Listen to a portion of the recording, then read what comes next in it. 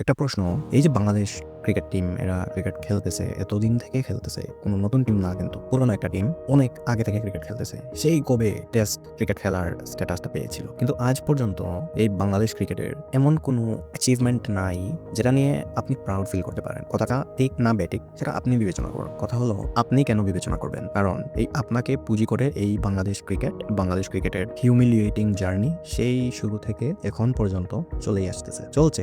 আপনার ইমোশনের উপর পুঁজি করেই বাংলাদেশ ক্রিকেট দলটা চলছে। সেটা কোনো কিছু মনে করেন না, বড় টিমদের সাথে নেতার লোক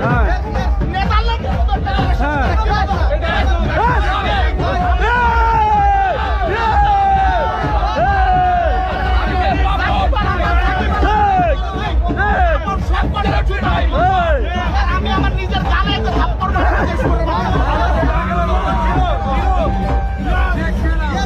ভারত এখানে ম্যাটার করে না, কারণ এই জায়গায় আপনার ইমোশন, ক্রিকেট নাকি বাঙালিদের ইমোশন, ক্রিকেট নাকি বাঙালিদের ইউনাইট করে। হ্যাঁ, সত্যি ইউনাইট করে আসতেছে সেই ছোটবেলা থেকে এখন পর্যন্ত।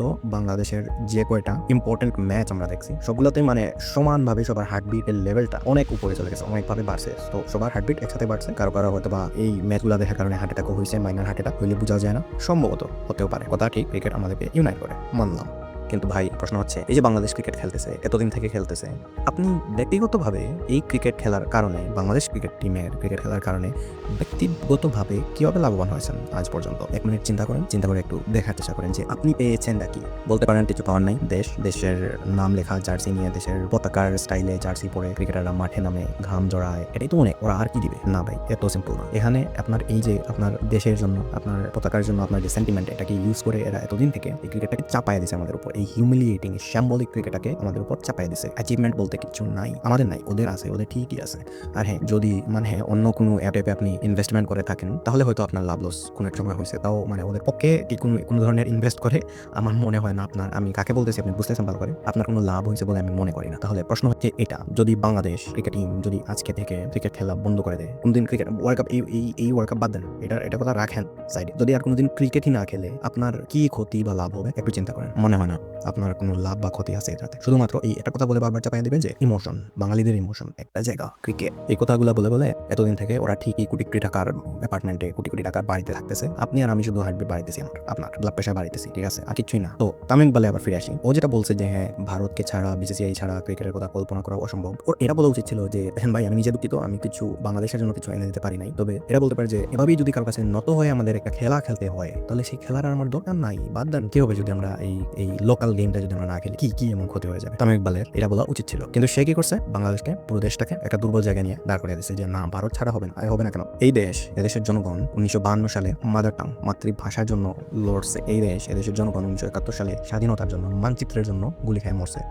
এদেশের ইয়াং যুবকরা, মেয়েরা রাস্তায় নেমে গেছে স্বৈরাচারের বিরুদ্ধে আন্দোলন করতে 2024 সালে। আপনি তামিম ইকবাল হন আর যেই হন, আপনি পারেন না এই জাতিকে, বা যে জাতিকে এই দল রিপ্রেজেন্ট করে, এই জাতিকে এভাবে দুর্বল দেখানোর আপনার কোনো অধিকার নাই। তামিম ইকবাল সাহেব নাই। ক্রিকেট না খেললে এই জাতির কিচ্ছু আসবে যাবে না, কারণ আপনারা কোনোদিন কিছু দেন নাই ক্রিকেটকে, বাংলাদেশের জনগণকে। সুতরাং কথা এটাই দাঁড়ায় যে বাংলাদেশ যদি ক্রিকেট খেলে, তাহলে ভারতকে তো উপাসনা করে খেলার কোনো দরকার নেই। যদি উপাসনাই করতে হয়, তাহলে এই খেলায় থাকার কোনো দরকার নেই, বাদ দেন। আজকে থেকে বাংলাদেশ ন্যাশনাল টিমের ক্রিকেট খেলা বাদ। আমি এটাতে একমত, আশা করি আপনিও এটাতে একমত, কারণ আপনিও ওই বাঙালি জাতির একজন সন্তান, এবং এই বাঙালি জাতির লোক। আপনি গরিব হতে পারেন, কিন্তু আপনার আত্মমর্যাদাকে আপনি বিক্রি করে দিবেন না, তাও ভারতের কাছে। কারণ বাঙালি কোনোদিন দেয় নাই এভাবে, ইতিহাসে নাই যে বাঙালি এভাবে দেলাও করে দিয়ে দিচ্ছে। গরিব হতে পারি ভাই আমরা, দেশ হিসাবে আমাদের দেশের আকার প্রতি ছোট হতে পারে, আমাদের অনেক সমস্যা হতে পারে, আমাদের ইকোনমি লো হতে পারে, আনএমপ্লয়মেন্ট হতে পারে, অনেক কিছু হতে পারে, কিন্তু আমাদের আত্মমর্যাদা বিনিময়ে কিচ্ছু না। ক্রিকেট তো মানে একটা 1.5 পোশাকে হাতে গোনা 4-5টা দেশ এই খেলাটা খেলে। আর এই যে ছোটখাটো যত টিম আছে, যেমন Sri Lanka, Bangladesh, West Indies, just এগুলোকে রাখা হয়েছে কিছু পোর্শনের একটা অডিয়েন্স, যাতে এটাতে স্টিল ফোকাস থাকে। এখন আপনি চিন্তা করেন, যদি শুধু সাউথ আফ্রিকা, নিউজিল্যান্ড, অস্ট্রেলিয়া,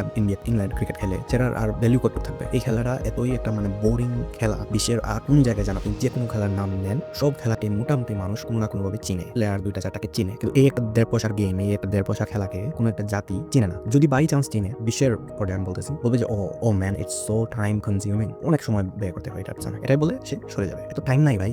ভারতীয় উপমহাদেশের বেকার সমস্যার জন্য এটা হলো একটা কলোজিয়াম, যেমন রোমান এম্পায়ার ছিল কলোজিয়াম, আর কিছু না। সো আমি আমার ভাইদেরকে বলতেছি, ভাই মনটাকে একটু শক্ত করেন, আওয়াজ তুললেন, এবং এই 1.5 পোশার খেলা অনেক হয়েছে ভাই, অনেক লাঞ্ছিত, অনেক অপমানিত হয়েছে এই খেলার কারণে, অনেক কষ্ট পাইছি খেলার কারণে। দরকার নাই ভাই, এটা বাদ দেন। ক্রিকেট যদি খেলতেই হয়, এই বল ক্রিকেটকে দরকার হয় আপনারা এক্সপোজ এক্সপোজার দেন। টেপ বল ক্রিকেটে ভালো ভালো ক্রিকেটাররা আছে, ওইগুলাতে আপনারা মিডিয়াতে যারা আছেন ওই খেলাটাতে আপনারা ইনভলভ হন, অনেক এন্টারটেইনিং খেলা। এরপরে আপনার ফুটবলের দিকে ফোকাস দেন। একটা ফুটবল বাংলাদেশের যে একটা ফুটবল যে অবস্থানে ছিল, আবাহানি মোহামেডানের যে একটা রাইভালরি ছিল, যে ইন্টেন্স রাইভালরি ছিল, আমরা দুর্ভাগা, আমরা হতভাগা এই জেনারেশন যে এই 1.5 টাকার ক্রিকেটের জন্য আমরা ওই ইন্টেন্স রাইভালরিটাকে আমরা এনজয় করতে পারিনি। কারণ এই 1.5 টাকার খেলা ক্রিকেট এসে কি করছে, আমাদের ওই ইন্টেন্স রাইভালরিটাকে আমাদের কাছ থেকে ছিনে এনেছে। শেষ ধ্বংস বাংলাদেশ ফুটবল এই 1.5 টাকা খেলা ক্রিকেটের জন্য। সো আপনাদের সবার কাছে অনুরোধ থাকবে, আত্মমর্যাদার বিনিময়ে কিচ্ছু না।